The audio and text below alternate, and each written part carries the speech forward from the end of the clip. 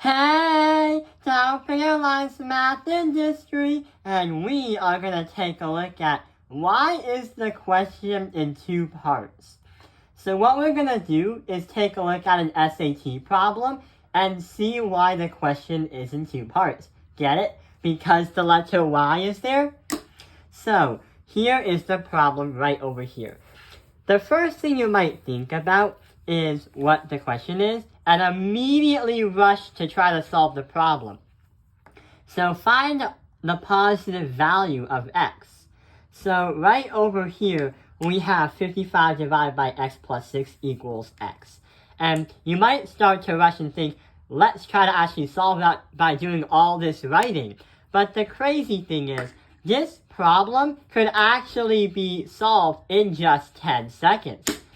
On the SAT, they have a Desmos calculator where you can actually put the equation into a graph, and since we're trying to find x, we can find out what x is by finding the coordinate.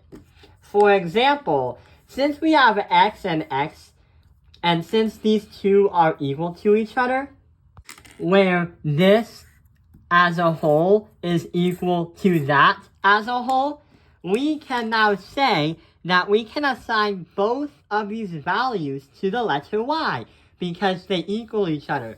So that's why these questions are in two parts. Get it? So y equals 55 over x plus 6, and on the other side, y equals x. So on a Desmos calculator or a graphing calculator, you would want to find and insert these two into the Desmos. So when we found the two coordinates, we had negative 11 and 5. So those are our two answers, but wait. It said find the positive value of x. So out of these two numbers, which one's positive? Yeah. So 5 is positive. So sometimes SAT questions will only want some of the information, but not all. And other times, I'm actually surprised that this is an SAT question, because all you had to do was actually literally put this into the Desmos calculator and let the Desmos do the work for you. But is that actually cheating? It's actually not, because the SAT for the digital version is trying to test students and people who take it on how fast can they solve problems and how logically are they.